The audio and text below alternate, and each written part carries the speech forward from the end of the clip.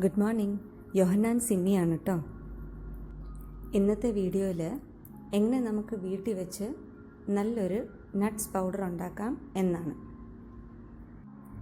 നമ്മൾ ശ്രദ്ധിക്കേണ്ട ഒരു കാര്യം, ഒരു നട്ട് മൊത്തത്തിൽ ഒരിക്കലും കുഞ്ഞുങ്ങൾക്ക് കൊടുക്കാൻ പാടില്ല. ചിലപ്പോൾ അത് തൊണ്ടയിൽ കുടുങ്ങാൻ സാധ്യതയുണ്ട്. നട്ട്സ് പൗഡർ ഉണ്ടാക്കാനായിട്ട് ഞാൻ ഇന്ന് എടുത്തിരിക്കുന്ന ingredients: 1 cup cashew nuts, 1 cup almond, 2 cup makhana, 1 cup walnut, 1 cup oats, 1 cup ചുമന്ന അവൽ. നട്ട്സും സീഡ്സും നമ്മുടെ ആവശ്യത്തിനനുസരിച്ച് നമുക്ക് ആഡ് ചെയ്യാം കേട്ടോ. 1 കപ്പ് എന്ന് പറയുമ്പോഴത്തേക്കും ഇതുപോലത്തെ ഒരു കപ്പാണ്. ഇതൊരു 100 ml കപ്പാണ് കേട്ടോ.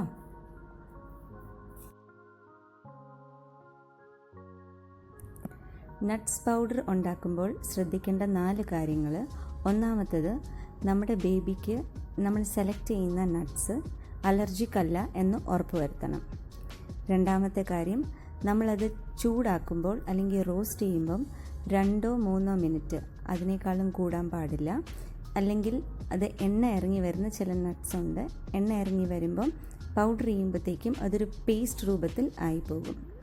മൂന്നാമത്തെ കാര്യം, നമ്മൾ എപ്പോഴും ഗ്രൈൻഡ് ചെയ്യുമ്പം, അതായത് പൗഡർ ആക്കുമ്പോഴത്തേക്കും അതൊരു പൾസ് മോഡിൽ തന്നെ ആക്കാൻ ശ്രദ്ധിക്കുക.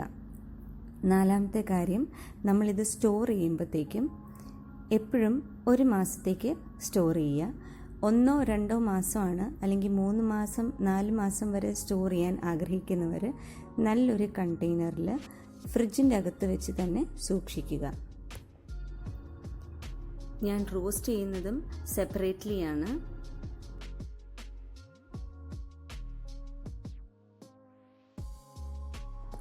രണ്ട് മിനിറ്റ് വെച്ചാണ് കേട്ടോ ഞാൻ റോസ്റ്റ് ചെയ്യുന്നത്. ഇത് പൗഡർ ചെയ്തെടുക്കുമ്പോഴും ഞാൻ സെപ്പറേറ്റ്ലി ആണ് പൗഡർ ചെയ്തെടുക്കുന്നത്. പൾസ് മോഡിലാണ് ഞാൻ പൗഡർ ചെയ്തെടുക്കുന്നത്. ഇതിനകത്ത് നമുക്ക് ഇനിയും സീഡ്സും നട്ട്സും ആഡ് ചെയ്യാം. പക്ഷേ ബേബിക്ക് അത് അലർജിക് ആണോ അല്ലയോ എന്ന് നമ്മൾ ഉറപ്പ് വരുത്തണം. അപ്പോൾ നമ്മുടെ വീട്ടിലുണ്ടാക്കിയ ഹെൽത്തി ആയിട്ടുള്ള നട്ട്സ് പൗഡറാണിത്. നമുക്ക് എല്ലാവർക്കും ഇത് ഉണ്ടാക്കാവുന്നേ ഉള്ളൂ. എല്ലാവരുടെ അഭിപ്രായങ്ങൾ അറിയിക്കുക. Thank you for watching.